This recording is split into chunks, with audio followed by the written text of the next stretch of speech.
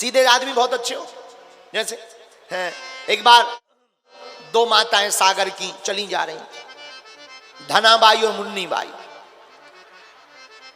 चली जा रही थी। दोनों बहुत ही अनपढ़ गवार, दोनों अनपढ़, बेचारी पढ़ी लिखी नहीं थी, सीधी सादी भोली भाली, गवार तो नहीं पर सीधी सादी भोली भाली।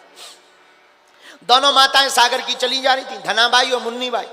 एक बोली, अरे बहन तुझे पता है? बोले क्या? अपने सरपंच है ना, सरपंच, हाँ, कोमा में चले गए, कोमा में। दूसरी बोली, बड़े आदमी हैं, कहीं भी जा सकते हैं। ले बताओ भाई, बताओ, बताओ बताओ भाई, ऐसी तो कितना भोलापन है, कितनी सरलता है। ऐसी राजस्थान में एक महात्मा प्रवचन कर रहे थे, राजस्थान में मारवाड़ियों के यहाँ। तो उस बूढ़ी माता के बेटा ने कहा कि महाराज आप हमारे घर पर चलो, हमारी माता जी बूढ़ी है, आ नहीं सकती, घर पे चल के जरा दर्शन दे दो, कृपा कर दो। ठीक है, महात्मा जी चले गए, बेचारे घर गए। बालक भीतर भागा भागा, माँ जी माँ जी माँ जी माँ जी माँ जी, माता जी चलिए चलिए, गुरु जी आ गए, गुरु जी आ गए, तुम रोज कहती थी गुरु जी से मिलवाओ, देखो गुरु जी आ गए। बूढ़ी माता जी आई। अब माता जी बड़ी भोली भाली सीधी सादी, हाथ जोड़ के बोली, गुरु जी थारे खुर लागू।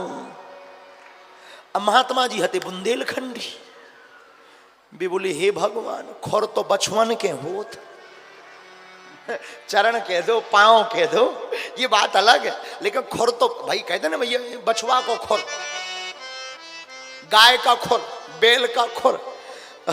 उसने टूटी फूटी मारवाड़ी ने मारवाड़ी बोल के उस माता जी ने कहा, गुरु जी थारे खुर लागू।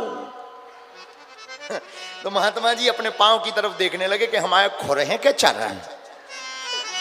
तो महात्मा जी ने समझाया, अरे माता जी ऐसे खुर नहीं कहते हैं, बड़ी संतों से सभ्यता से बात करते हैं, बड़ी प्रेम पूर्वक बात करते हैं महात्माओं से। नरक जाओगी वरना नरक जाओगी, नरक नरक नरक मिलेगा तुम्हें, ऐसा बोलोगी तो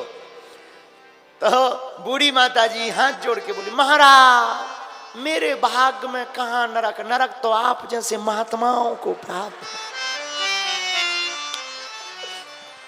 है। बताओ।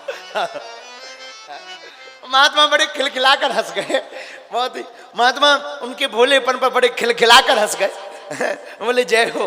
तो कई बार ना ऐसे भोलेपन में ही भगवान रीझ जाते। कल हमने जो तुम्हें कथा सुनाई, ठाकुर जी से मीरा बोली, भगवान दूध पी लो, तुम दूध नहीं पियोगे तो ये जो तुम्हारे मोटे मोटे गाल हैं चिपक जाएंगे।